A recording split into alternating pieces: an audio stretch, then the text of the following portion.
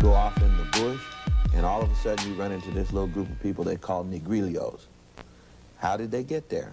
You go to Guam, and you find a little group of people called Chimoros, little Moors. How did they get there? You go into Vietnam, and you find these black people in Vietnam. How did they get there? How did the people get on the island of Fiji? How did they get to Australia? How did they get to Mexico and Central America before Columbus?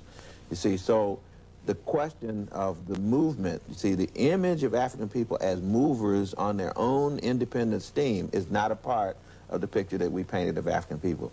But it's counter to the fact, because the fact is that African people were the first migrants in the first place.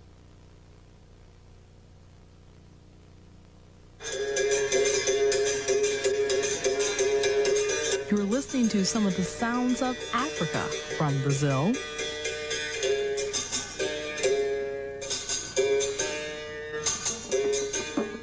Tobago, it's a long time, girl, me never see you. Come, let me hold your hand.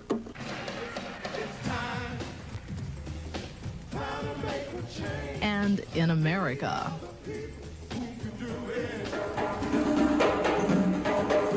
Now we want you to see some of the sons and daughters of Africa in Russia,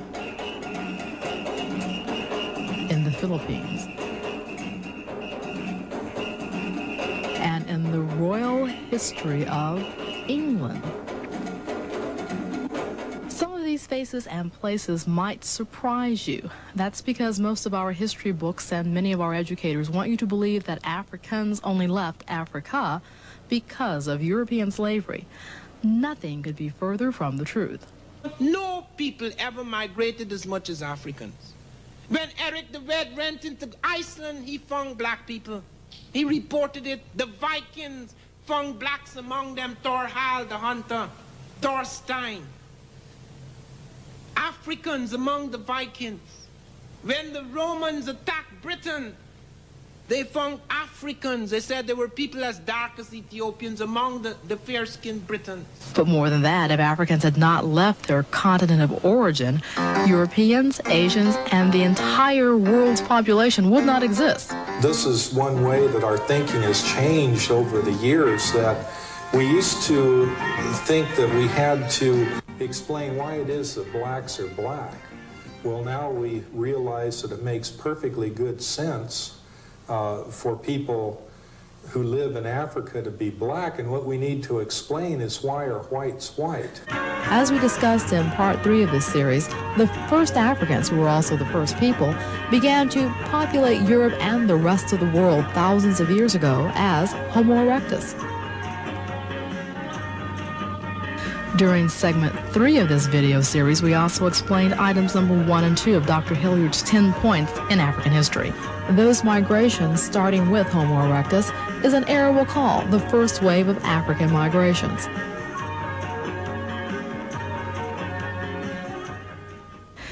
It essentially planted humanity.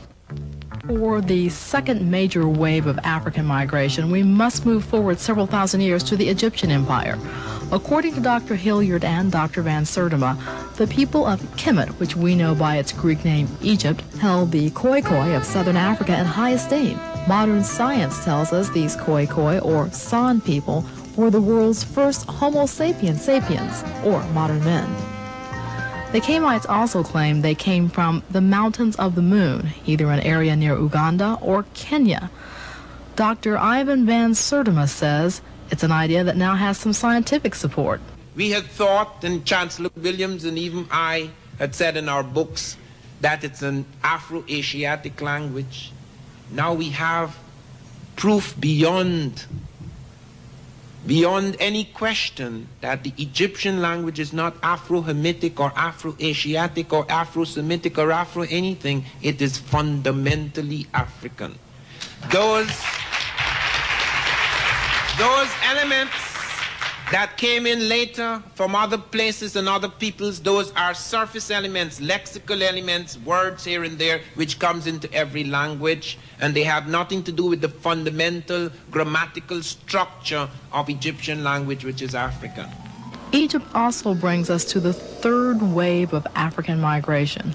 This took place in and around the 25th dynasty and probably during the reign of this man, Taharqa. Now, before we tell you about the migration, let's talk about the people. It's important to remember that the country of Egypt is in Africa. Its original people were Africans. They described themselves as black and were described as having black skin and woolly hair by noted Greeks and Romans. Any doubts about their racial heritage can be removed by looking at these stone photographs.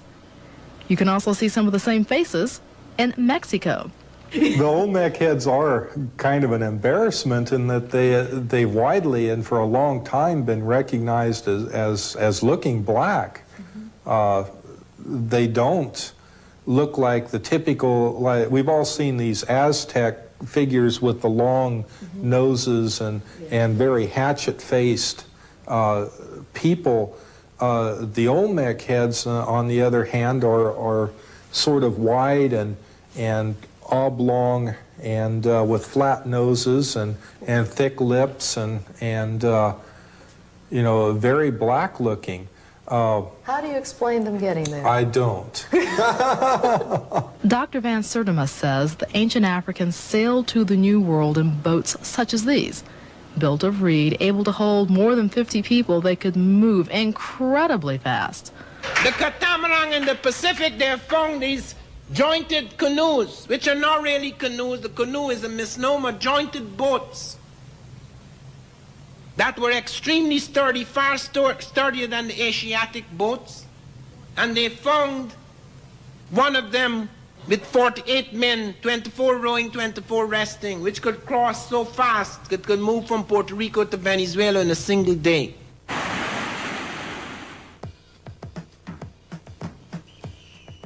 Africa has two of the longest rivers in the world, the Nile and the Niger. They spent more time on those waters than they spent on other roads. They had about 12 types of ships on the Niger, not even counting the Nile, which had 3,000 years of shipbuilding. It gave its ideas to the Phoenicians, who were the great navigators of the early world. You find, for example, on the Indian Ocean, the Mughals of India were so impressed by African ideas about the sea and their ships that they made them admirals of the Indian Ocean, a people known as the cities, and African seagoing people were made admirals of the Indian Ocean by the Mughals of India. The Chinese report Africans were bringing elephants to them in ships to the court of China 2 centuries before Columbus. You can't take elephants across the Indian Ocean in a dugout. But the Africans of Egypt's last cultural dynasty also sailed the seas in smaller vessels such as these. Feat Atlanta cardiologist Dr. Arthur Lee knows about personally. Abu Bakr had made the crossing probably 1311 with a fleet of 400 ships. He was a king in Mali, and there were other voyages who made it earlier. If you're from, say, Spanish Sahara, you have to get out offshore about 100 miles to get into the region of the Northeast trades. When I made the trip, I started out from the Canary Islands, and we were in Grand Canary. We left in the evening, about 10, about 4 hours sailing time, heading due south. We picked up the Northeast trades, and we carried them all the way right into the Caribbean. It's a real easy trip. Take it some time. Doctors Lee and Van Sertima say these African travelers were able to catch cross currents in the Atlantic to bring them back and forth. Dr. Van Sertima also says certain types of plants, which were a hybrid of North American and African origin, grew in Africa before Columbus came. These plants further support the world travel theory. And then there's the matter of maps. What is extraordinary about this map is that it shows the correct latitudinal and longitudinal coordinates between the African Atlantic coast and American Atlantic coast. Two other things are very extraordinary about it, that it's only 1 degree off from modern maps. No map produced in Europe before the space age has that accuracy. And 150 years after Columbus, nobody could have produced such a map because it is recorded in encyclopedias of Europe that longitude had not been discovered and was undiscoverable. That is as late as 150 years after Columbus. What this map does is that it shows the Atrato River in Colombia mapped accurately. Nobody had ever mapped that. And it shows that somebody had come up that jungle river, the Amazon, because the Amazon River is mapped for so many miles. It had never been mapped. So that you do not find, in the Columbus period, you do not find that kind of mapping. You do not find those places mapped at all. In fact, you do have about 100 years or so after Columbus, you may find one or two things, but they do not come even close in terms of their accuracy and sophistication. The belief is that, you know, people just came to the continent and we didn't go anywhere. We just sat there. Okay? And so it was very difficult to get people to take a look at what Ivan Van Sertima and other people have said and written. And I cannot say right now that everybody believes it, but we did get agreement on the fact that they are going to look for ways of showing that in the curriculum so that people understand that Africans have been around the world. And they did it prior to Columbus. Would you believe that? The next major wave of migration from Africa probably took place around the 6th century AD. At this time, Persia's Cambyses began to destroy everything in his path, including the 3,000-year cultural reign of Egypt. People and priests scattered. Buddhism, Taoism, and the followers of Confucius also all started around this time. If so, it would explain why Buddhism took a strong hold in India, a place where blacks had lived for centuries. So, for example, in India today, you have 160 million black people with straight hair. But all the regular, what we call Afro-Asian. I've seen the blackest people I've ever seen in India. Really? I mean, black people. Black people who were so black, I couldn't, one old man I saw, I couldn't take my eyes off. He must have thought there was something wrong with me because I kept staring at this brother because I'd never seen a person that black, that beautiful before. I mean, just a shiny black with gray hair, magnificent. But there's actually no place in the world you can travel and not find indigenous African populations. The Negritos of the South Seas. We've already talked about the Olmecs of Mexico. Even when Viking Eric the Red went to Iceland, he found Africans. We explained how Africans transported elephants to China as part of a 2,000-year trading partnership these two groups enjoyed. Africans are also described in places visited by ancient Greeks. They're even in Siberia and among the islands of Fiji and Samoa. And the people of West Africa obviously were the Africans who came to the New World. Of West Africa? Of West Africa. Tell me who they were and how they got here. These were the people from what Mali obviously stretched closer to the sea. Now, Harold Lawrence, who named Kofi Wangara, has done something on this in a book called African Explorers in the New World. Those are the African people who have left descendants. Then there are other groups with African names who may have also existed, but no longer have descendants. When we talk about culture, we talk about the historicity of Saudi Arabia. You're telling me that there were several original cultures. Who were these people? What do we know about them? Correct. What people don't realize about Saudi Arabia is besides we have several cultures. We have Nabatean cultures. We have villages that we discovered in Al-Fao to the south of Saudi Arabia. The most prominent of the pre-Islamic civilizations in Saudi Arabia were the Nabateans. And most people don't know who these people are in looking at us from the West. But everybody knows, for instance, what Petra and Jerash is. The Nabateans are the same people. They controlled the spice routes and the trade routes inside the peninsula, and especially along the Red Sea coast. And one distinctive characteristic they have is that they built their villages in rock formations. And in Saudi Arabia, we have several of those that have been very beautifully preserved. And for instance, where we stand now would be very similar to what you would find in Madain Saleh or in Al-Fao to the south. Those cultures existed or were thriving in Saudi Arabia between 3000 BC all the way to approximately 1000 BC. One interesting characteristic about Saudi Arabia, especially in its relationship with Africa, geographically, is you find very similar characteristics, let's say traditions that exist on one side of the Red Sea with those that exist on the other side of the Red Sea. For example? The traditions of the fishermen in Tehama, which is the southern part of Saudi Arabia along the Red Sea, are very similar to those of the Sudanese fishermen and the Ethiopian fishermen. Even a lot of the racial characteristics of the East Africans are very similar to some of the people in Tehama in Saudi Arabia. And Tehama again extends from the southern end of Saudi Arabia into Yemen, and it's essentially the coastal plain.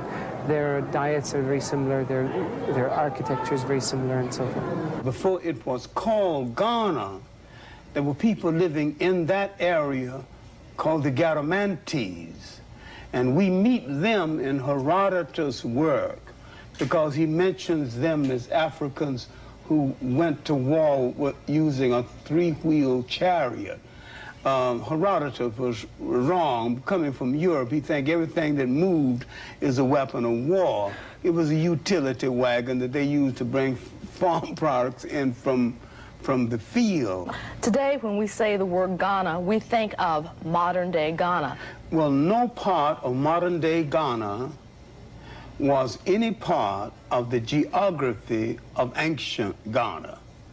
And yet the name of modern Ghana is legitimate because the population of modern Ghana originally migrated from the area of ancient Ghana. Of course, migrations took place on the African continent also. After the fall of Kemet, other African civilizations sprung up. In part 5 of this series, we talked about the kingdoms of Malai, Ghana, and Songhai. But we did not discuss the builders of these magnificent ruins in Zimbabwe, the greatness of old Tanzania, or the kingdom of the Ashanti, an African principality the British could not subdue until neighboring African kingdoms joined the fight. And as always, to really understand the topic, which is African migration, you have to take the time to highlight specific African kings. We got to deal with Songhai. What happened to Songhai? Okay. What happened to Songhai after the death of Soni Ali, 1492, the coming to power of Muhammad Abubakar Ituri, 1493, and when he came to power, he's a commoner now. He had to dispose the weak son of Soni Ali. And on his way to his inauguration, the sister of the son said, "Say it is not he. Say he has not done this to my brother." And she called him throne stealer, usurper, thief, ashler. And he stopped and said, "I will not let the warnings of this weak woman disturb me. Henceforth, this is the name of my dynasty. Call me usurper, thief, throne stealer. Call me Ashler." In other words, he created the Ashler dynasty, and he is known in history as Ashler the Great, Muhammad Ashler the Great. He instituted certain reforms that are still being used today. Such as? The classification of people in the army based on what they were best suited to do. He found a naval a fleet that can move from the water to the land. He's the forerunner of what we now know as amphibian warfare. He found the basic classification now used in the army. All of this was studied by the Germans, who made a strong study of African military techniques. It was studied by the Germans, and America picked it up from the Germans. Right. They knew about all of this when they were saying we had no history. They knew about our history. In part 5 of this series, we also showed you pre-European West African written languages and their similarity to the hieroglyphs of Kemet. If similarity in writing exists, it stands to reason West and North Africans had the same advanced means of travel the East Africans had. And that means Africans sailed the Mediterranean on into Europe. There's a strong possibility there was a blackness in the Irish, and there was a black dynasty in Hawaii. LeGrand Craig has done some work on that, and there was a a black strain in the Philippines, and there was some black emperors of China. We quite forget that prejudice based solely on color is comparatively new. 500 years old, you say? Approximately, but prejudice based on religion and culture is as old as man. The writings of historian J.A. Rogers confirm this, and British archaeologist David McRitchie documents as late as the 10th century 3 all-black provinces existing in Scotland. He also labels King Alban of the 10th century, also known as Kenneth or Dubna, a black man. Welsh tradition says in 1631 a black pirate named Ali Crusa attacked and carried off the daughter of Sir Finan O'Driscoll. But not all Africans came to Europe as raiders.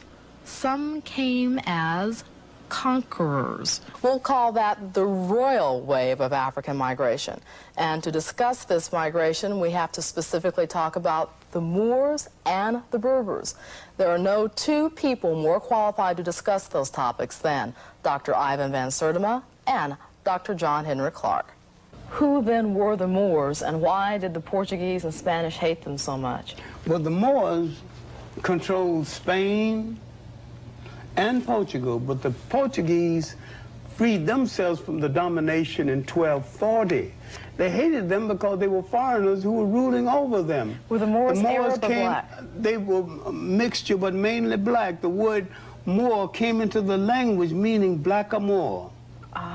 And when the English speak of marshlands or dark places, they speak of it today as the Moors. In other words, the negative connotation came from domination. Yes. Okay. But the Moors introduced a lot of things into Spain. They gave Spain the greatest material culture it ever had before. Were the Moors basically out of that Moroccan area, or were they from further No, they're south? out of the Senegambia area, and out of the area now marked on the map as Mauritania. Okay. And they were descended. LeBlanc and Halle Bourguiba's book on the Moors and on the conquest, she says the army was as black as ink. The general was blacker still. What made the general seem to be blacker than the rest? He was the only one riding a white horse. On the edge of the Industrial Revolution, when Europe had been in a dark age, came the Moors. Who were these Moors? They're a mixed bag, yes. They were not all black African, but of the 7,000 troops that attacked Europe, 6,000 were black Africans. They included Berbers. They're both blue-eyed Berbers as well as black Berbers. The Smiths among the Berbers are all black, the metal workers. The people who were involved in metal smelting are the black Berbers.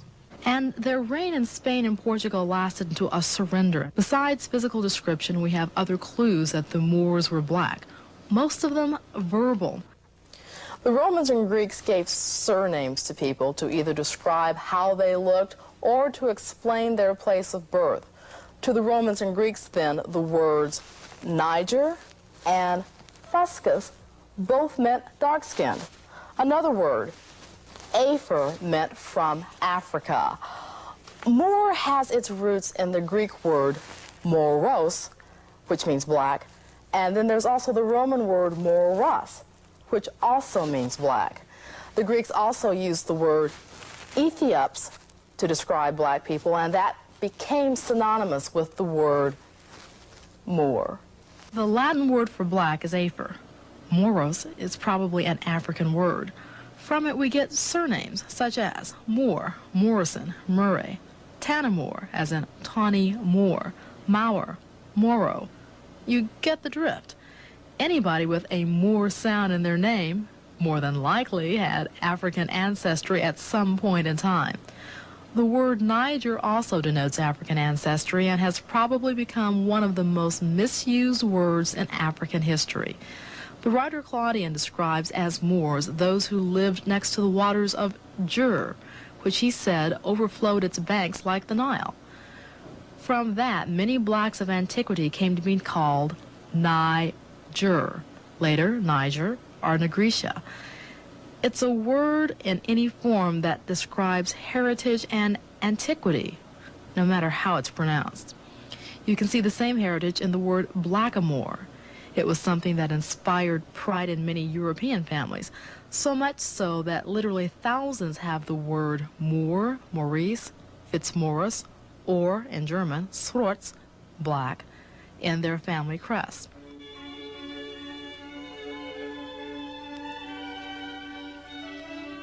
In fact, in the Romance of Morian, a King Arthur legend, Sir Morian was described as all black, his head, his body, his hands, all black, saving his teeth. And to quote, "Moors are black as burnt brands, but in all that man would praise in a knight, he was fair after his kind.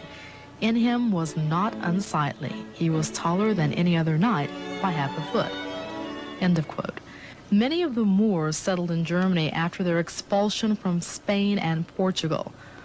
Many married into German royalty, which may explain why this woman, Charlotte of Mecklenburg, shows an obvious African heritage. Charlotte was Queen of England from 1744 to 1818, married to George III. The words, the crests, the migrations, the conquerors are all incredible contributions to human history. We don't know about them because they're usually not taught in our schools. But that's changing. To help that change take place more quickly, we also need to document the 2,000-year assault on African history and African heritage. We'll do that in the next edition of African American Culture, A Second Look. I'm Marti Chitwood. You cannot consciously oppress a consciously historical people. Major history is never truly lost. History is only lost when we lose it. If we allow ourselves to forget, then it is truly lost. Nothing is lost that is contained in consciousness, and even in the ground. When we had thought that we had forgotten it all, that it was truly lost, we find that the shattered world of Africa can be pieced together again.